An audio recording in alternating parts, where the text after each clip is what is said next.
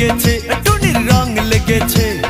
টুনি নাকি সিনেমার নায়িকা হয়েছে, সেই ছবিতে নায়ক নাকি থাকবে সাকিব খান।